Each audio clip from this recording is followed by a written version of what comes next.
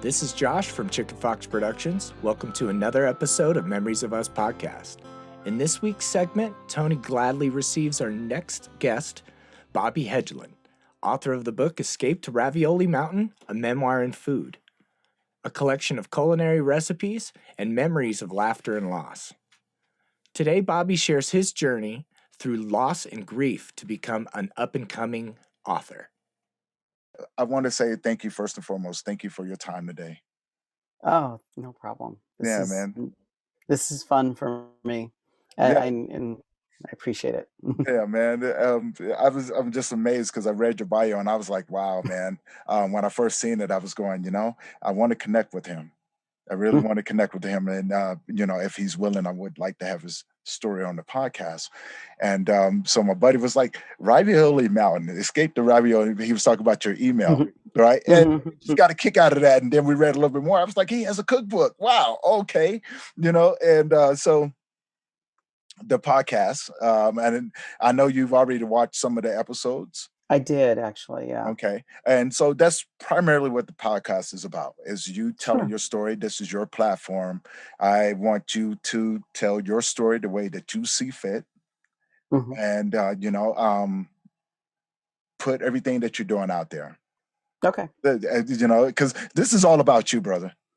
This is all about you, But and I feel like my story and the way that, like even just the past year mhm, could inspire somebody because I'm not a writer, I'm not an editor, and I'm not a chef, and I wrote a cookbook, I know. you know. And that's the beautiful I'm an part about it. artist by trade, Okay. and losing my mom was hard, but when you're able to channel I'm trying to get the bright light out of the way, No but worries. when you channel it the right way, it's miraculous. And I think that people need to understand that, I had nothing but this is how I wrote my book on my cell phone.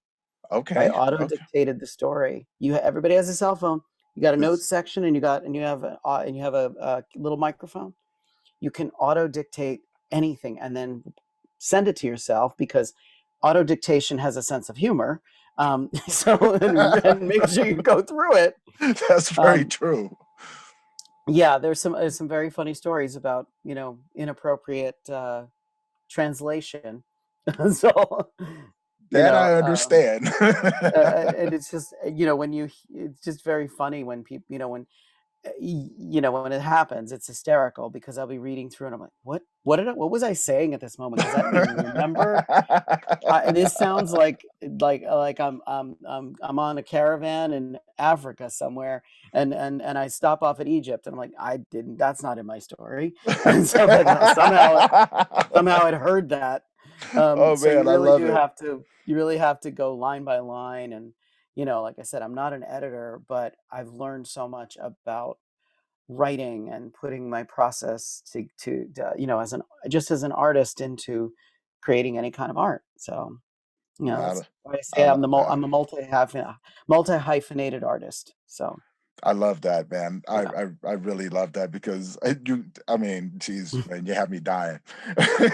Well, the are we in the podcast interview yet? Do you want me to wait, or do you No, introduce me? How does? what we'll do is whenever you want to start, Mhm. just tell your story. There's Okay. no scripted questions or Okay. anything like that. We go as long as that you want to go. Okay. I won't do it because I have guys that actually do the introduction. And sometimes I can Got get it. away with doing the brief introduction and everything like that. But what we find in that when we just jump straight into a conversation, like we don't know each other. Normally I take time to Sure. so we can get comfortable with talking and Yeah. I encourage you to tell your story, Mhm. the way that you see fit, how you got to where you're going, the journey Mhm. of how I got there, and just share yourself, Can brother. you tell me a little bit about your not for? I work for a not for profit now, so I'm just curious what your not for profit is and how it connects to the podcast, because I know how hard getting stuff to relate to your not for profit, and since I work in the sector, I know I want to steer it for your listeners, obviously for you having that as well. Yeah, my nonprofit is called Memories of Us, Hmm. and we offer grief support for men. Okay. So, just a brief rundown of how I got to doing it. I've Hmm. lost both my parents. I've lost my sibling, and I've lost a child. I've lost all of my grandmothers. I've lost three, maybe four of my aunties. The same with my uncles. Let's just lost my last grandmother last year during COVID. Oh, So wow. after my son passed away, 2 years I isolated. Um, Became very angry with the world. Became angry in my faith. The Hmm. world just was not a good place for me. And 2 years after my son passed away, 2 years, 1 month, and 15 days after my son passed away, my mom passes away on my grandmother's birthday from a stroke. Oh, Lord. And then a year after that, my last grandmother, which is my dad's mother, passed away, and I spiraled out of control. Mm. I really spiraled out of control. Almost took my own life. I struggled very, very hard with the grieving process, not having someone that I can talk to, not Hmm. having resources out here. So after my attempt with my life, I decided that there was a problem. I needed help. And to find that there was nothing out there, I was going, you know what? Something needs to be out here for us men. Those who can't find it, make it. There you go. And so I created, I started Memories of Us 16 months ago now. Wonderful. And it was a place where men like ourselves who have struggled with loss and grief can have a place to where we can be around other men and have these hard conversations that we should Yeah, be having, right? And it was a way of socializing these conversations between men so we can make it more of a norm. So we don't feel sure. like we're out there by ourselves, that we don't feel like that we have to go through this battle. Um, and honestly, man, I've seen a lot of people get to that place and it turns bad. I was Yeah. almost a statistic, Yep. and last year we lost over 40,000 men due to suicides and overdoses from Hmm. struggling from unknown mental health issues and grief and trauma and all of these things. Also, not being able to process anything when you're Not in COVID, when we're in lockdown. right, I live in Queens, New York, and you know, literally every 20 minutes, you would hear a siren go past the house right, right, for 24 hours a day, 7 days a week for 4 months straight, from March till June almost. It was constant. yeah, And I lost my mom to COVID at the mm, beginning of the pandemic. I'm sorry. The very next day, I woke up with 104 fever, no taste, no smell. I didn't have any taste before that anyway, but I wear the same clothes. No, but I caught it. I had COVID, and then doing retracing everything, it was in the nursing home before she died, Mm, and we had been to the ER together. So as I unraveled the story, because we didn't even have COVID tests the day she died, they right, weren't even a thing. Um, when I put it all together, I thought, well, mom died on Sunday or on Saturday, and here I am. Here it is Sunday, and I'm sick, and I definitely don't feel like this is a normal flu. right. It definitely is a completely different feeling.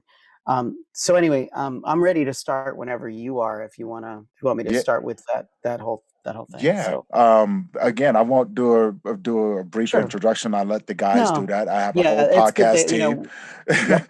and I want to There's respect your always some time. Easter. I would call them Easter eggs. There are always some Easter eggs in your pre talk, Right, and that's one of the things, because it also, like, just getting to chat with somebody, first of all, who's dealt with extreme grief. I've right. lost 17 people in the past 11 months, Oh wow. starting with my mom, and then my uncle in August, my aunt in December.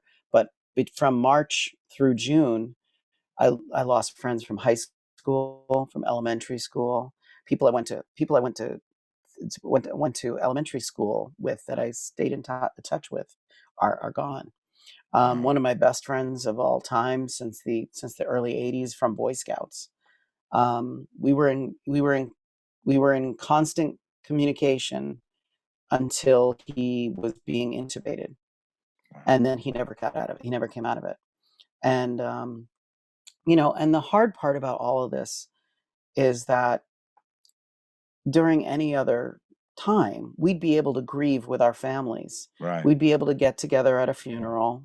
And again, funerals, we're not, there was 1 month where every week somebody died. Right. Um, you know, uh, people in their 40s. My friend Joel was in his 50s. I'm in my 50s. So that's why whenever I heard those sirens go past my house, I thought, which one is going to be mine? When is it my turn? Because I didn't know anything. I didn't know enough. And I don't think the universe, or I don't think our government, that's a whole other story, but Oh I yeah. don't think that in general the scientific community knew enough about COVID to be able to help us. And we were really left out in the Yeah. cold We for a really while, for were. a long period of time. Yeah. A good friend of mine, see, I vague book on Facebook sometimes, vague book. You sort of hint that something's going on, but you don't really tell people what it is. Right. So a friend of mine called me and she said, I know your mom passed. I know you're sad. Something else is going on. What is it? Are you okay? And that's when she was the only person I told at that time. And I told other people since then. My friends Coop and Fabian are a couple that are in San Francisco, and told them. But my friend Phoenix, I told her, and she said, "What's your mailing address?" And I gave her my mailing address. Literally the next day, this huge box arrived, and it was filled with liquid herbs and herbal tinctures from an herbal farm, an organic herbal farm in upstate New York called the Tweefontein Farm. And there was something for immunity. There was something for boosting your health. And there was another one that was called fire cider, which is this amazing elixir that you mix. It's very, very powerful, and it tastes awful. I'm not selling it, but within 3 days of getting those herbs, my fever was gone, my headache was gone. I started to be able to breathe better, and I felt more human. And what I realized was that what the scientific community wasn't talking about was really ramping up our immune systems. Yeah. And all of those herbs do is cause your immune system to go into action, to fight whatever it's fighting. And I don't know, like I said, I'm not a scientist, but I know that I got better. And every time somebody from that point forward got sick, I paid it forward. I sent them the package. And it's called it's called the Immunity Essential, and it's only like $40. So I wasn't like breaking the bank. I wasn't working much, but I wasn't, it was like, you're sick, I'm sending this to you right now. And so every person that I sent it to has recovered, and has recovered quickly. So I know that what happened to me, and I felt better, and I started to feel better, and I started to come out of this kind of like comatose shock from losing mom. Now, one of the things that my mother taught me, and I really want to stress this, and I may be very lucky, was very lucky to have a mother who had a sense of humor, a huge sense of humor. Um, she was a character. She was a walking stand-up comedy routine. And when she died, people messaged me, and I don't know about language on your podcast, but You're good. I use the hashtag shit my mama says. So I would put her little quotes in all of my social media, and people would laugh, LOLs, and laugh, and they were like, "I can't believe your mom is hysterical." And she reached this audience of people who did not know her, who never knew her, who never met her, but fell in love with her because of these crazy little sayings and little things that she would do. Like one day I posted, I was helping mom clean out her drawers and folding her clothes, and I get to her underwear drawer, and she has stolen silverware from the nursing home and stuffed it into her panties and rolled them up. So I was taking panties out, and all this silverware, literally all this silverware fell out on the floor. Like, what are you doing? You're in a facility here. You don't need to steal the silverware. So little things like that, and she just had this effervescent personality. She loved making people laugh. We always had laughter when I was younger, even though it was a dysfunctional family. Yeah. I always remember when we did have the laughter. And she used to have stand-up comedy routines on vinyl that she would play over and over again, and we would chuckle and laugh. And then when VHSs came out, she would watch every VHS of Whoopi Goldberg, Richard Pryor, Eddie Murphy, um, uh, uh, what's his name?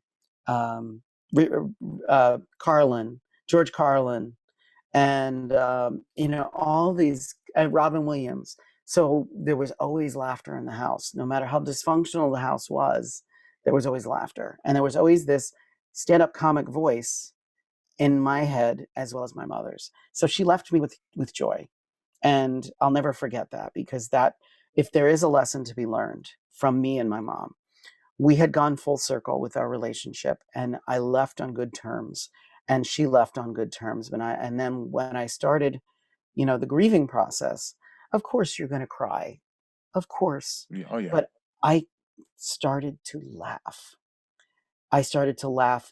Big belly laughs would come out, because I would think of her, and my phone would ring. And I remembered that when she would hide her phone in her bra in the nursing home, and I said, "Mom, your boobs are ringing." And she would reach in, and I said, "Where's your cell phone?" She said, "Right here, between the only two suckers I can trust." And so I was like, that was her. So the last time I saw her was March 10th. So it's over a little over a year ago that I saw her in person, because the next day the governor shut down visitation to nursing homes. And then I would talk to her on FaceTime every day till the day before she died. And then she passed on a Saturday morning, and then I got sick the next day. I, remember that numbness of just being bombarded with text messages and emails and Facebook messages and Instagram messages and calls. I've never had my phone ring so much in one day than when my mom passed. Yeah. But people know me. I'm a sensitive person, and I process differently. And of course I miss her. I miss her every day. I was able to start to write, and I started to write, and to give some background, I'm Italian. Well, mostly Italian, red hair, who knew? Yeah. Mom always used to, whenever people would ask, "Well, how come this one's got red hair?" And she would start singing Frank Sinatra, "Strangers in the Night," in this land, and I was like, "Did we have a redheaded mailman?" Mom was a character. Oh my God. And then she would go into, she's like, "No, I know when I got pregnant with this one. We were on a camping trip, and we did it on a beaver dam." And I was like, I was conceived on a beaver dam? Man, it sounds like you and your mom had this beautiful relationship, man. We And did, I'm and we had, yeah. when she moved up here, she lived with me for 2 years. She was living with my brother. She moved up here to live with me. And we were at my cousin's house, and my cousin left for the evening, so we just sat and watched TV. And my cousin had a bottle of Fireball. So I said, "Mom, we're going to do some shots." So I poured 2 shots of Fireball. We both took a shot, and I was like, "We're going to get through this. We're going to be okay. Because she was moving up here to be with me. And I was like, "We're going to take care of you. We're going to get you, we're going to get you into some physical therapy, and, get you a community center." And, she was bounced around from different relatives for a while, because I live on the 3rd floor of a walk up, and it's hard for her to get up and down the stairs. So Right. I delayed her moving in with me for a little while as much as I could, and with the graces of my cousins who took her in. But until she was able to, there was a point where I wasn't taking care of me. I was sleeping in a chair next to her in the living room, because she would get up in the middle of the night and would fall on her way to the bathroom, or she'd be in the bathroom and she'd fall in the bathroom. And I was just I had to be next to her to make sure she was not going to hurt herself. And when I realized that I'm the one who's going to get hurt and she needs more care than I can ever give, that was the hardest thing, because I'm a mama's boy and I should be able to care for her. But there's a point where you have to say, she's beyond my care. She needs 24-hour care by professionals. She's Right. got dementia. She needs help. So the nursing staff, that took her when she was got into the nursing home, it was a little bit of an adjustment for all of us, because my mom did not want to be there. She knew what the place was, but because of dementia, she didn't know what year it was. She didn't know that her house had been foreclosed in 2009, so she didn't have the house to go to. That her car was sold in 2009, Wow. when she moved in with my brother. So she didn't remember the trauma of that. I do. I still do. But I was able to steer her into laughing always, and vice versa. She always had a way of making me laugh. And so I'd visit her as often as possible. The first couple of years, I literally visited every day. Like the first 2 years, I literally, no matter what time of the day it was, the nursing home was 12 blocks away, so I could take a quick cab there or I could walk there in 15 minutes. And I would sit with her. Even if it was 30 minutes, I would sit with her. Yeah. But then after she passed and after I got sick, and once I started to get better, people would say, like, a word would pop in, like into a conversation, like, um, uh, the garden. We had a beautiful garden, or something about a pig. And when there's all these family stories surrounding Lucky the pig, because we had a trained pig named Lucky, and Lucky was the only male pig in the barnyard, because he was the stud, he was the pimp, and he was trained. And it was before my time, but there was a famous family photo somewhere, of a baby asleep on Lucky's belly in front of the fireplace in my grandmother's house. And that pig was like that was a family story. And I was like, oh my God, Mom told me this story about Lucky when she was in the ER, because she started to get sick in February and then was going back and forth to the ER like once a week. I would have to go meet her at the ER because I didn't want her to be alone. She's got dementia and she doesn't have anybody to advocate for her. So I would go and I would sit there for sometimes 18 hours. She'd be asleep most of the time, but when she was alert and awake, we would just talk, and she would share these that's how I found out I was conceived on a beaver dam. um on the worst is, I looked through the old family movies, and guess what, there's a video of them camping, not Mom on the beaver dam, but of them camping in the cabin. Well, And that's a good thing. and I'm like, there's the last thing you want to hear is your parents in any kind of compromising position. But but then I was like, oh my God, to to hear the story and then to see the location where you were conceived. I mean, you know it has to but be fun though to watch those old and, absolutely, and just absolutely, just the judging by the smile on your face, and I can feel the emotion in yes, your voice. yeah, Like that to me is beautiful because it helps me understand your relationship. yeah. And the And bond that because I had that same bond with my mother, oh my God, and I I don't know wasn't. what it is about sons and mothers. I don't know, There's man. a different bond. It's just a different, there's, like, she was my biggest cheerleader. She was my biggest advocate. She would fight to the death if somebody was hurting me.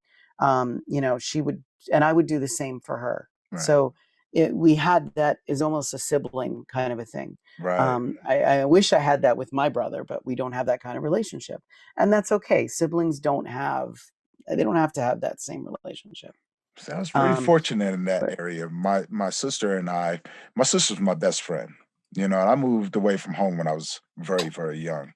mhm, So, in a lot of ways, she felt a lot of resentment when I left. And my mother was my best friend. I was the oldest, you know. mhm, And my mother, she was a character just like your mother. mhm. And she taught me so many life lessons.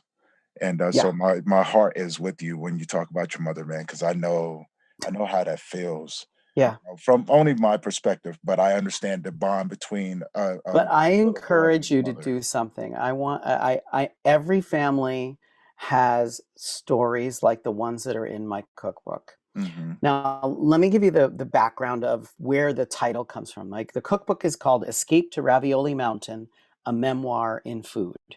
Now, when and the tagline on it is recipes and amusing anecdotes from growing up in a dysfunctional Italian family on a mountaintop in rural Pennsylvania. So all of that is a mouthful, and I wanted it to be a mouthful because my cookbook is about food, but it's also about family. And I encourage you to think of the times that you had with your mom. One of my favorite stories of me and my mom together, and it was nonverbal.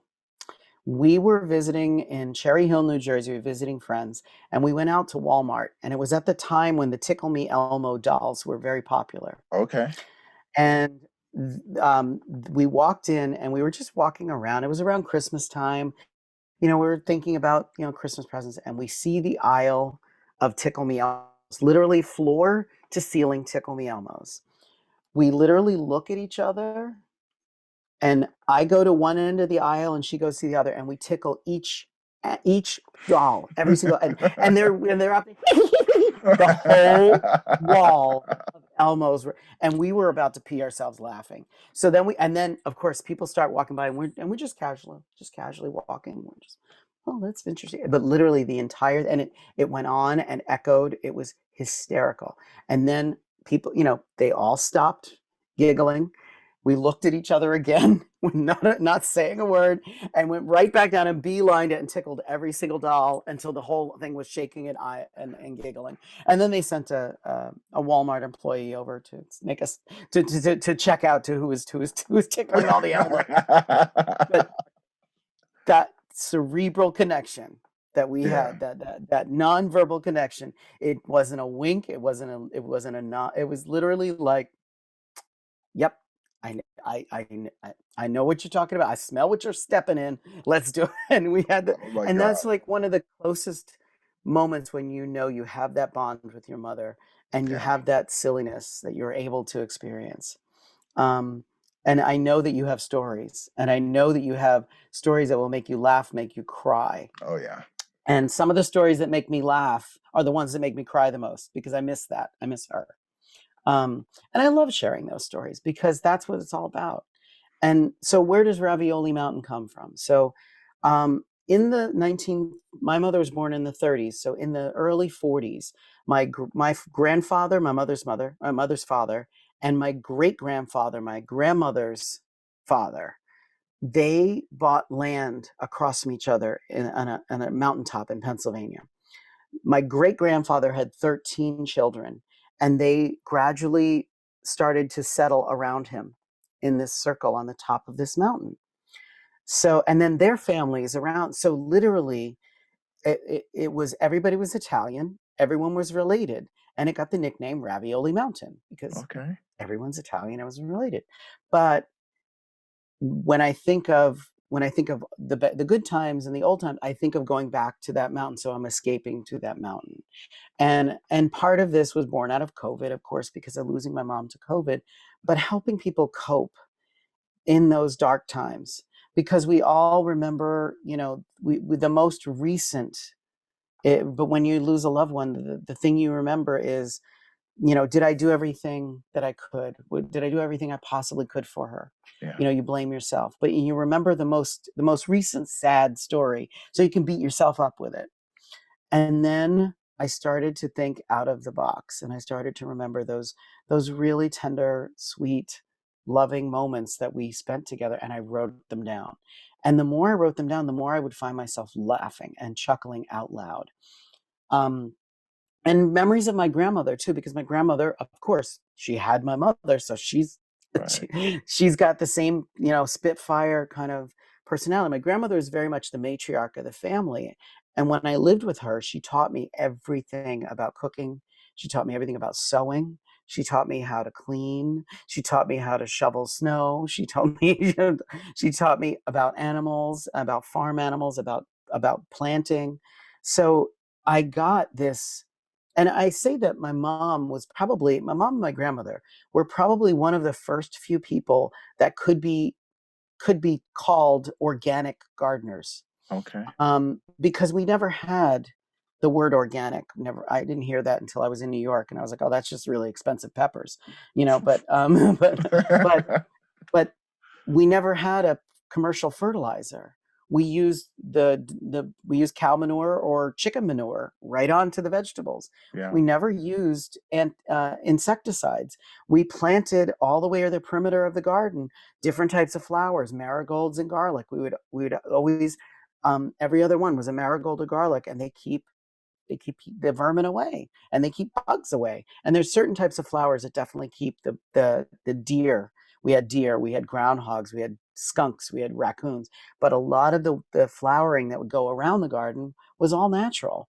So we never knew what the word organic meant. It just, like I said, I didn't know that. It was a 50-cent SAT word, and you get, I didn't, That's very true, because you know, I come from a background where my grandmothers taught me how to garden, and mhm, just like you, they were a huge influence on my life. They taught me the basis of what they thought what a man was, yeah. and Isn't it it's like amazing how we're taught how to be men by the women in our life? by the women in our life, right? And as I got older, I used to always ask myself, especially now, during the path that I'm walking now, I went, who made these rules up? And I love my grandmothers to death, and I Mhm. really wish they were here, because I would look at them and go, so grandmother, who taught you this? Because I Right. need to know. Mhm. And they were, and I realized, after having a conversation with someone, that women learn from their fathers, because Mhm. back then the fathers raised the women to be hard, right? Right. They sometimes raised the women to be strong, strong like men should be. So I think that's where the It's idea, a the I know from my family, it was post World War II. yeah, Families that came out on the other side of World War II.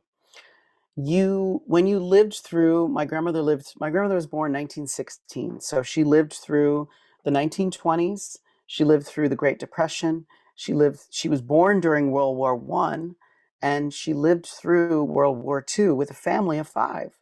wow, So when you when our country, I mean, the way I look back at our country during World War II, um, everybody had to ration food, and so naturally you live off the land, you live off what the land can give you. You learn right, quickly how to garden, you learn quickly how to use livestock, you learn quickly how to freeze, how to can vegetables, and you learn very quickly how to shoot a gun to kill a deer if you want to feed your family. And right, I know that that's where a lot of the recipes come out of, because we used to, my mother, when we were young, my mother used to make what we call spaghetti pies. Now, spaghetti pie is nothing more than cooked spaghetti from the night before. You put it in a frying pan with a bunch of eggs, Parmesan cheese, and then if you like vegetables, you can put vegetables in it. If you like it more savory. If not, just put eggs, a little bit of sugar, and the pasta, and cook it and flip it on both sides and serve it with maple syrup. But that was a post World War II food that Italian families adapted because they needed to save money. They right, needed to feed a larger group of people. So one spaghetti pie fed a family of four. So that was the way my mother adapted that. Even though, the 70s, 60s, 70s, 80s, when I was growing up, hmm um, it wasn't like my mother never, this is another thing that she was fascinating about. She never let us know that we were poor. She never let us see her checkbook, and that woman could feed a family on $1 a week, and she could make 7 meals happen in and pre-made and or off the cuff, like very Rachel Ray 30-minute meals. Okay, we have one chicken leg, and we have a pile of pasta, and we have one egg left, there's some flour. Okay, we're making chicken pot pie tonight. And then before you know it, there would be this enormous chicken pot pie that was the most delicious thing ever, that fed the family of four, and she made it up on the fly. And wow, that's what I do too. Like a lot of my recipes that I've created for the book, there's first of all, there's family recipes that are passed down. Those are my grandmother's secret bolognese sauce, which is amazing because she had a very specific way of making bolognese. And the other sauces that came up puttanesca, and lemon butter, all these different sauces from the old country, as we called it, even though, when you think back, the old country was not that old. Right. But the recipes that are passed down are pretty traditional. But my grandmother had a twist in every single one of them. She made things very specifically. Like when she taught me how to make gnocchi, we used our thumb. We measure from this knuckle to the tip of the thumb to make one little gnocchi pasta. Okay. So you would, it was always my job to tend the living room fireplace. So we would make pasta together. She taught me how to make pasta. She'd pile up the flour on the kitchen table and make a well, and then she put all the ingredients in, and we would mix it together, and then we'd roll out the noodles. However, she, whatever noodles we were rolling out, if it was either gnocchi or spaghetti or linguine or sheets of pasta for lasagna or making ravioli. Hence the name of the book, also Ravioli Mountain. There's Right. also of the last recipe to go into the book is the ravioli, believe it or not. I write this whole book titled Escape to Ravioli Mountain. I finish my first draft and I'm like, oh shit, I didn't put a ravioli recipe in there. It's in the title of the book. I better get a ravioli recipe together because I totally forgot. But then it was my job to keep the living room very warm overnight. So we would I would bank the fireplace and I would stock the wood for the night. Grandma and I would make the pasta. Now here's a fun fact.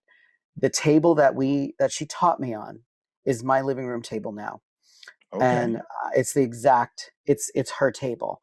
So when we left Pennsylvania, and I saw that table and it was in the garage rusting, I said, I want that table. I don't care. I'm taking it. I repainted it. I reupholstered it because it was all rotted. But that table has so many memories. But that's the table that we made pasta on, Nice. and we would take chairs and put a broom handle going between two chairs, and we'd put flour on the broom handle and then drape the noodles over that. And I would Okay. make the fire very hot for the evening, and I would sleep on the couch, and I would wake up and tend to the fire to make sure that the room stayed nice and warm. And then grandma and I would get up in the morning. She would make breakfast, usually what we call eggs in purgatory, which is you take the sauce that you made the night before and you put it in a shallow pan and you poach 4 eggs in the sauce. And it Okay. was the most delicious Sunday breakfast ever. Man, you got me And hungry. I know, well, that's hey, Got me hungry. I want you to laugh and I want you to be hungry. And now Oh my we're God. checking off those boxes as we go here. Um, and but it was on that table and I have it in my dining room now, and that's like my chair. I will never part with that table ever, because that's where my memories are of her, Right. sitting there talking over tea. She only drank tea, she never drank coffee. But when she would make coffee for my dad, she made it in the old fashioned percolator, and there was a totally different smell to the coffee aroma that came out of that old fashioned metal percolator than bodega coffee we get here. Um, so that was it. That table signifies my heritage because that's where I learned everything, and I pass that table every day. And I didn't, familiarity breeds contempt is Very a true. quote, and I always walk past it. And it wasn't until mom passed that I realized, oh my God, that's the table. This is the table. This is the table that we wrapped presents on together, that we made pasta together. We cut vegetables together. We sat around and drank tea every Sunday morning. Every breakfast was made there. And, so it hit me and it was like, oh my God, this has been here all along. It's like Dorothy and the Wizard of Oz. You Right. go through this whole adventure. You got to kill a witch or two, but you go through this whole adventure and you're at home all the whole time. You knew how to get home the whole time, and it was just like, what? And that's when the book just really started to just flow. There was one day that I wrote 17 recipes and Wow. 5 or 6 stories, all in a 24-hour time period. I stayed up for a full 24 hours. I just was this stream of consciousness writing. And it was fascinating because I'm not a writer, not an editor, not a chef, but I wrote a freaking cookbook. And, but again, the idea behind connecting to my roots is what is really important. And it was because I was losing part of my roots. My mom was gone. She Right. wasn't there anymore she wasn't there to talk to. She wasn't there to bounce stories off of. But even if this doesn't sell one copy, even if it's a vanity project and it just doesn't sell anywhere, or just my family buys it, for me, this was my way of documenting what what that one little nugget of my family tree, like that one little moment in time, was like up on that mountain, and those crazy stories. I liken it to the movies Moonstruck and A Christmas Story. Moonstruck is about a crazy Italian family. A Christmas Story is very farcical about family. So between the two of them, I kind of liken my story to that. Like, it has these very out there characters, very outlandish characters, and their stories and are very farcical and outlandish.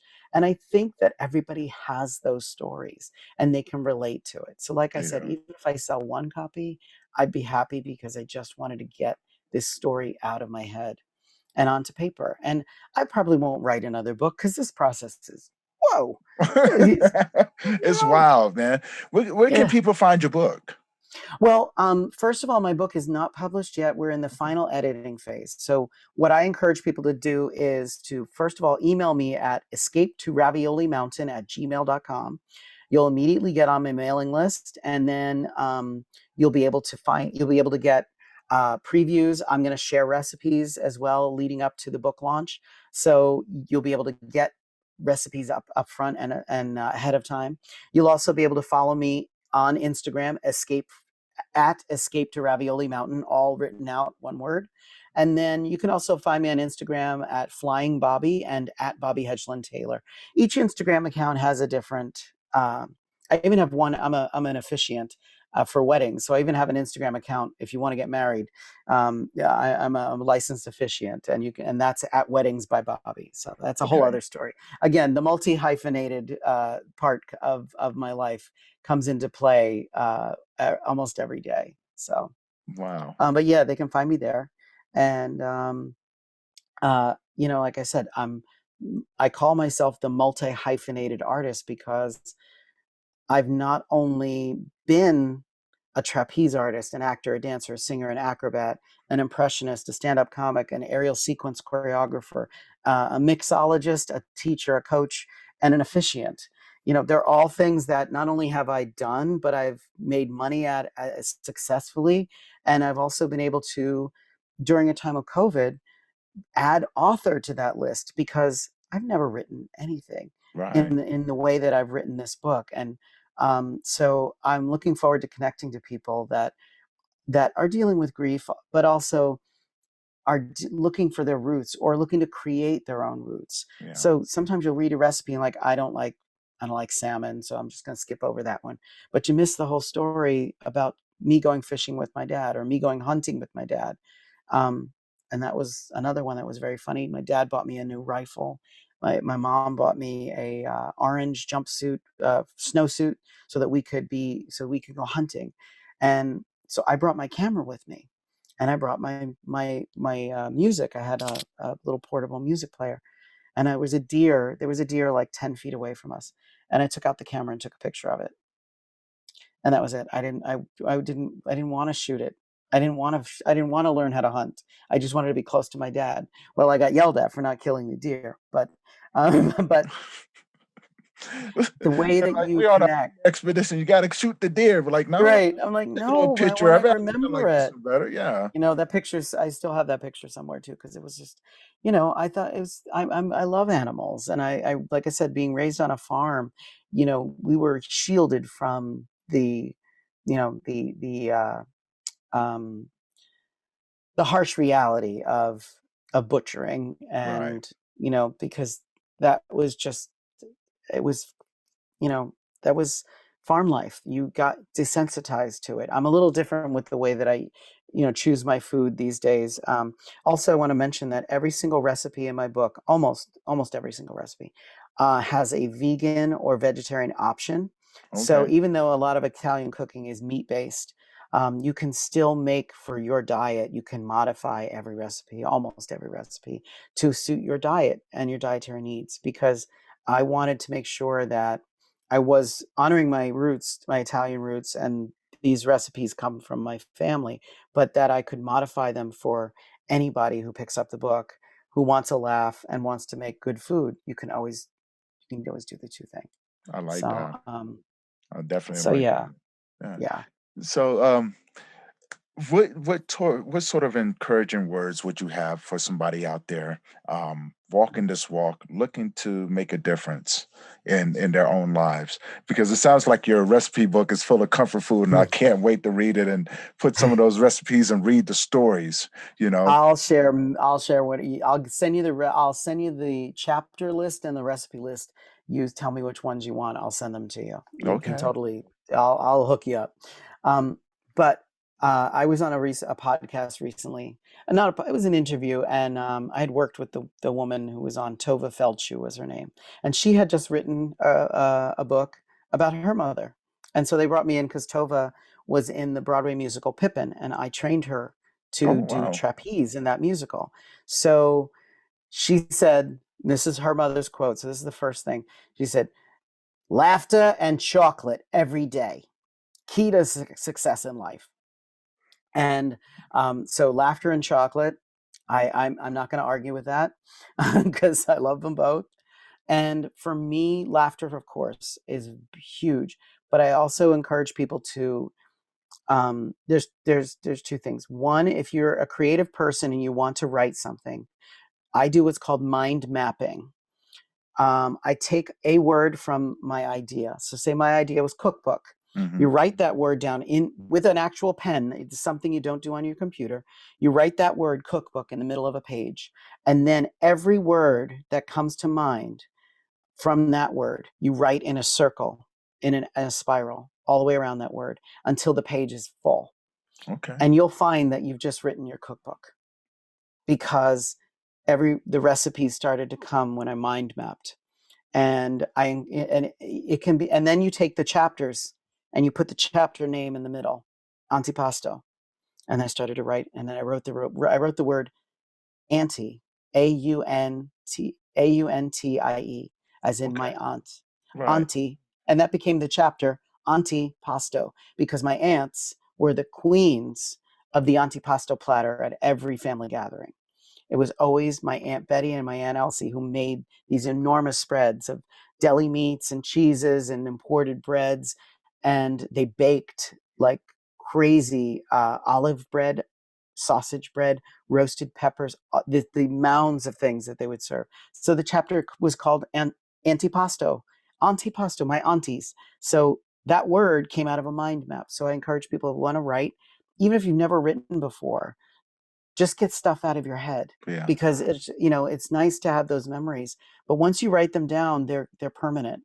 And even after I'm gone, somebody can pick up this book and still know my story, know my mom's story, and Yeah. know that this time that we're in right now, people are going to remember it because it's a period in history that is unprecedented.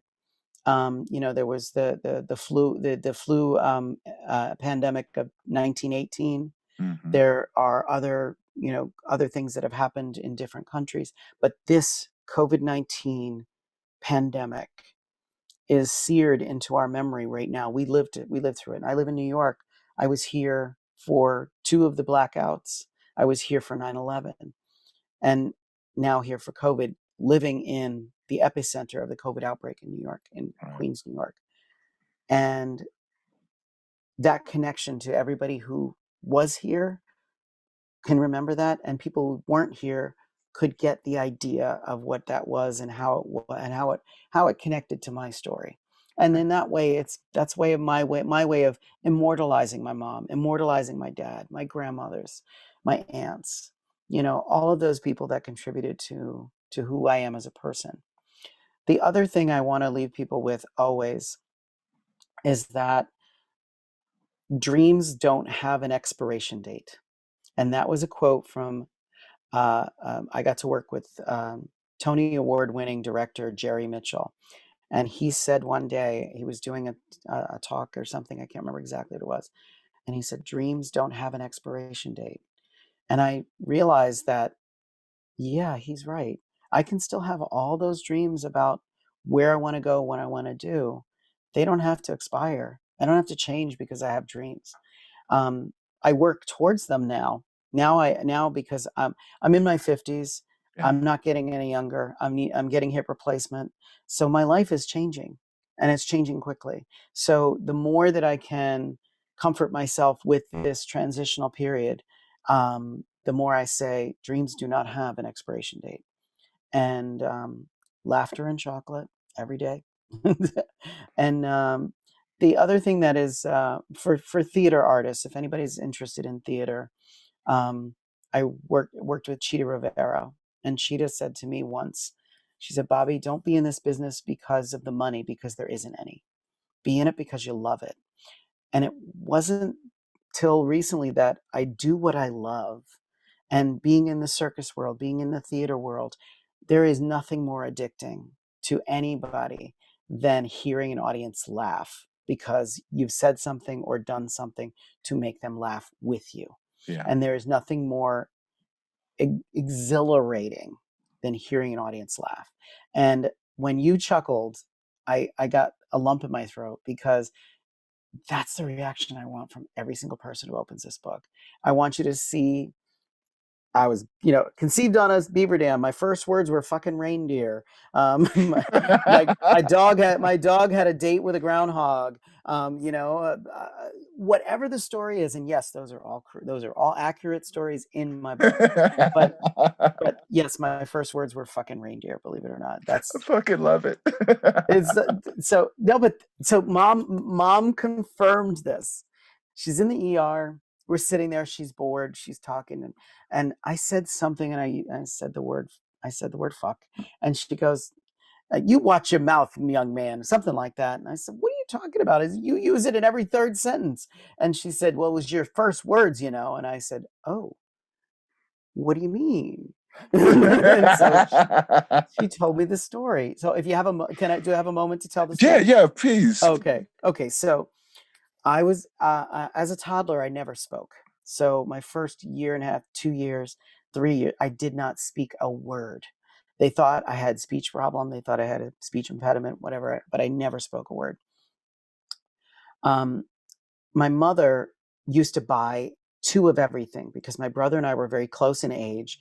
And for the most part, we looked like twins in every photo from school because she would put us in the exact same shirt for school pictures. So literally, it was like we were twins, but we're 15 months apart. So Christmas would come around and she decorated the entire house inside and out. She would link every light together. She would splice them. She would splice them and tape them together so that every light was on one switch. She would just flip the switch, the entire house lit up outside and in. So she had the Christmas tree, and then she had bought these 2 blow-up reindeers. Now, they were life-size for a toddler, so they were pretty big. Yeah. There were pictures of us. I don't think I have the pictures anymore, but there were pictures of us sitting around the tree with these 2 giant inflatable reindeer. So as legend has it, my brother and I think that they can be ridden, so we both jump on one, and of course it pops. And then we start fighting over the other one. And mom is making dinner in the kitchen, and she hears 2 toddlers, scurrying and fighting over this inflatable reindeer. So she comes in with the wooden spoon like a ninja, and she said, "Give me that fucking reindeer." And so she grabs the reindeer and she puts it in the closet, shuts the door. We go into our timeout chairs. Go to your thinking chair right now. So we're sitting there, and then I hear my grandmother's car pull up. Grandma comes to the door. I beeline for the door, and I grab her skirt, and I'm in tears, and I'm pulling her skirt. Nana, Nana, fucking reindeer, and I'm pointing at the closet for the fucking reindeer. And so those were my first words. Was fucking reindeer. Oh my God, that's hilarious, man. Oh my God, Bobby. And Yes, and ironically, that story starts the chapter on Christmas cookies. So Oh, now see, now so I'm really anxious. Now I'm hungry and I yeah. really got to read the book now. So yeah, Uh, Christmas cookies and fucking mm, reindeers, man. mm. That's oh my god, man. Oh my god, my stomach is hurting. You got to tear my eye Exactly. too. You got to tear my eye. I'm just over here listening to Exactly. you, That's man. the reaction I want. See? Oh my And that's what god. we need. We need to laugh no Yeah, matter how ridiculous it is.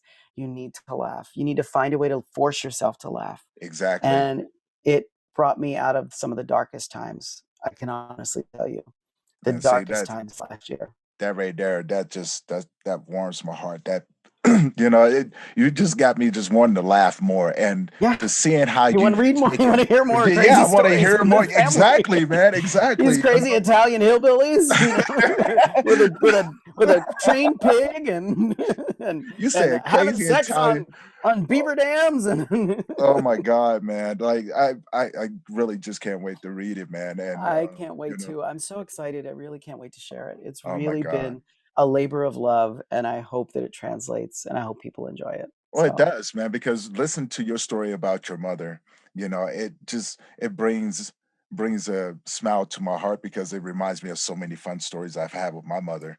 And see, listen to you, it just sparked more memories. And I'm just going, you ever get the feeling when you just sit there and a joke comes into your head and no one else sees it or hears it? oh, and I burst out laughing.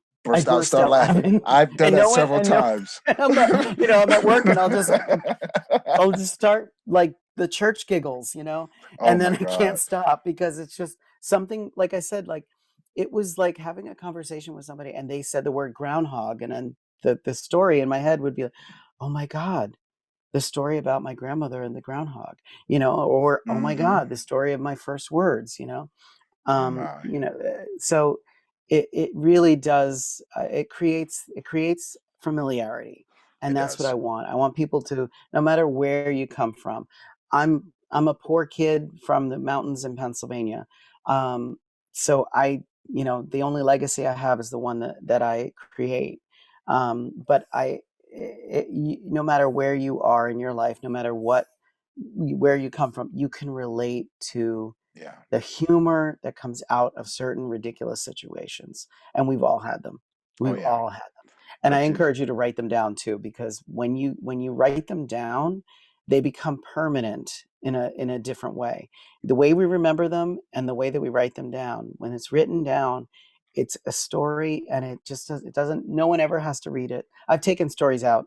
I've taken stories out because there was one story that I was like, this, I can't put the story about my dad having the shits in this book. It's a cookbook, so I can't put a story of me falling asleep in the living room while my mother and my grandmother are talking about my grandfather's penis.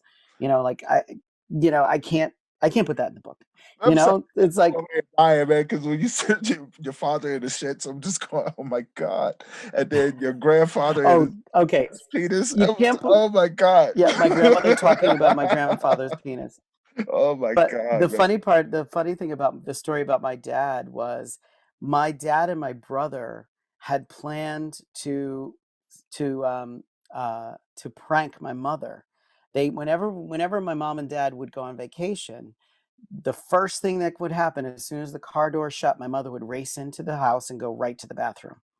So my brother was visiting the house, taking care of the dogs while they were on vacation. So every day my brother would spray the toilet seat with hairspray. And because they were going to get my mom. They were going to get my mom so good. They had planned this for weeks. So spraying. So my mom and dad stop off at a diner on the way home, and they have dinner, and they're driving into the driveway. My dad feels rumbling. My dad runs into the bathroom, closes the door, and all you hear is, Jesus Christ! It backfired on him. Oh So, my God. like, I don't, you can't put that story in a cookbook. You know what Oh, I mean? you took It's me like, there here, that time. Oh Is no, that you what you're took gonna me there. Just to have all of it just come. Oh my God, man. Oh, oh, yeah. See what you did. See what you did. Now my cheeks hurt. Yeah. Yep, exactly, and it Oh my should, and that's God. what I want. I want people to be able to laugh that hard Oh man. and understand that you laughter creates endorphins, endorphins make you feel better, There you go. and every single day that I started to get better, I made sure I tried to laugh. I tried to force myself to laugh. I tried to remember stuff to make me laugh no matter how hard. And, uh, and life doesn't have to be room and doom and black clouds Yeah.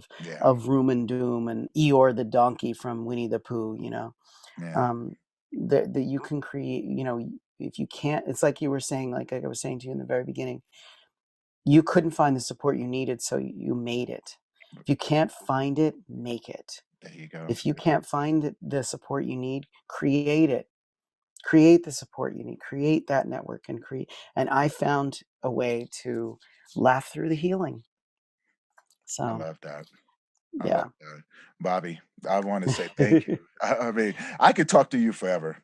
I Yeah, know, I really. could, I mean, because I love your personality, I love your character, Thank man, and you you. got me over here laughing and thinking about my grief, and you know, it's just a different feeling when you have those endorphins, when you got Yes. somebody but that Yeah. can make you laugh and share these beautiful stories. Like I love the way you taking your grief and found a way to find laughter and share it with other people, and then Yeah. create a cookbook behind it.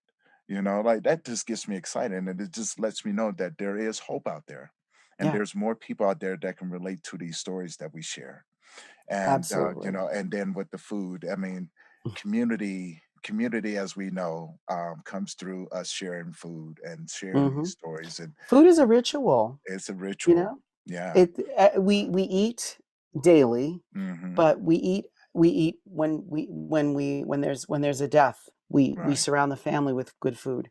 When there's a birth, we surround the family with more food and cake.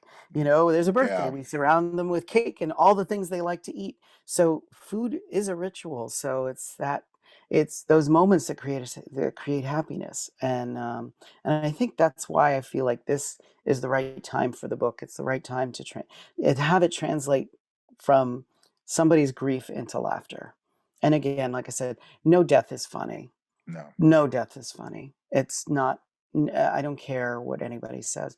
No, it's hard. no loss should ever be minimalized. No, And yes, people are going to have. They're going to have their grief. They're going to have their process. But I know that what helped me out of the darkest times was just finding a way to laugh every single day. And my life exactly. got better. I And love it, my man. health got better, my life got better. I So even love though it. I'm about to get hip replacement soon, I'm gonna find a way to laugh about that too. You're gonna So be you're gonna be in my thoughts, man. And thank if you you. can get some strength from me, I would give it to Yeah, you. thank you. And you have all the support in the world, brother. You have all Thank the you so support in the much. world. And I'm happy to have just met you You and be too. able to share these stories because you don't get rid of me that easy. Because I'm going to call. I'm going to email you and check up on you, make sure that you're doing Oh, good. And thank you. I want you to there's do that. yeah, Thanks. if there's anything that I can do to help support what you're doing, by all means, let me know. Thank you. And Well, I'm tell your gonna, listeners about yeah, me, well, that's yeah, and vice that's versa. And I will definitely help you send you some people that could really benefit from a podcast with you and vice versa. So, yeah. And if they can some benefit from a suggestions. free virtual platform as well, we do offer that group Excellent. every Friday virtually, and it's free to attend. So Oh, anyone's great. anyone's welcome to to come and Oh, join. send me It's a all link. men. Maybe Yeah, I'll pop in, you yeah, know? yeah, most definitely. And it's like I said, it's Mountain Time, 5 p.m., 15 p.m. Mountain Time. Okay. And so yeah, and yeah, I'll definitely send you a link and share with Sure. any other men. And it's all men. It's Mhm. just for us. And that was my Yeah. way of saying. I was like, no, this is just for us, man. We need something too. And so Yeah. I do get a lot of positive feedback from the women. They were like, yeah, you need that and everything. Yeah. And the groups are just fun, men just like ourselves. We share these Yeah. stories. We share, first time I've ever had anyone share recipes with me, but I think that's going to have to be included, man. I cook live on Instagram. Oh, So if you but you're ever going to want have to to, do a recipe live, we could do a live cooking. You pick a recipe from my book mhm, and we set a time. We test out Instagram to make sure that our cameras are facing the right way. And then we okay. grab a glass of wine or a beer and we talk and cook at the same time. See, we're And going to I have to do it do with my that. friends. And Okay. that's how I tested the recipes, because every cookbook you have to test every single recipe to make sure that the quantities are correct. Right. And and that it tastes good too, on top of that. So I would they're on my Instagram page, Flying Bobby, on my Instagram Okay. TV. And there's mushroom lasagna, chicken rosemary, my grandmother's marinara sauce. Like, I just met with friends and we would chat and we would record it and I'd save it, and then people could go back to it, learn the recipe, and or give me feedback. Did the recipe turn out the way you wanted it to? Did you Yeah. like what you made? Did it taste good? Was it missing something? And that's incredible to get that feedback, especially with a cookbook. Like, you need to have every duck in the row, because if there's even one misstep, that means that that's permanently printed. So you can't change the manuscript once it's published. Right. So I need to make sure that I dot every I, cross every T. So that's the phase I'm in now, is testing recipes. That's what I did for the whole year. I mean, you'll see on Instagram, but yeah, maybe we can cook live together sometime. I Hey, think it'd man, be fun. I'm looking forward to it. Yeah. I'm definitely looking forward to connect with you more and doing a live cooking show, man, because I love Yeah. cooking. And wow, man, like, And maybe you have a recipe that you want to share with me, and you can have me try to cook it. okay, hey, So that's a you deal. know, We're definitely going to do that, man. yeah, I'd we'll love flip that flop, because yeah, yeah, we'll flip flop, man. And yeah, well, brother, I great. want to say thank you. I want to say thank you for gracing us with your story and taking us on this beautiful, funny journey into your world, man. Like, that was It's beautiful. it's it's it's a, it's a different little world living in Bobby's world these days. But if I can make one person laugh, that's Oh all I my care about. God, man. And like, That's I could all I talk care to you and about. laugh forever, man. I think we That's could my just feed crack. off each other and just Hmm. exactly. It's my crack. I love seeing people It's my smile and crack. laugh Yeah. and go through this life, man. And Yeah. again, Thank you so I much for just want to having me. say thank you for being up here, gracing us, man. And Thank you. again, I'm left in a state of humility because again, I learned something different from every interview that we do. And Hmm. yours was fun. Yours was fun, Oh, thank you. laughable, and Thank you. again, I'm hungry. I And I am would, too. It's actually dinner time. I'm about to go cook. So all right, and I want to encourage everyone out there that's listening right now. Reach out to Bobby. Find him on Instagram, Facebook. Connect with his cooking page and have fun, laugh, and just remember, grief doesn't have to be a walk of sadness and just downright unhappiness. You can find happiness within it, and if anything, you guys learn from Bobby that it is possible. It is definitely possible. And get together, cook, share these stories. And absolutely. I want to thank everybody for All tuning right. in for another episode of Memories of Us. And we look forward to seeing you again. And thank you for your support. Again, we thank you for all the support. If you're watching on YouTube, we have more national resources in our credits because even we can't do this alone. Weekly shout out to our resources. Check out Andy Steele of Dads of Steel. You can listen to Memories of Us podcasts on all of your popular podcast stations like Apple, Spotify, and Verbal. New episodes every Tuesday. Until next time, stay strong.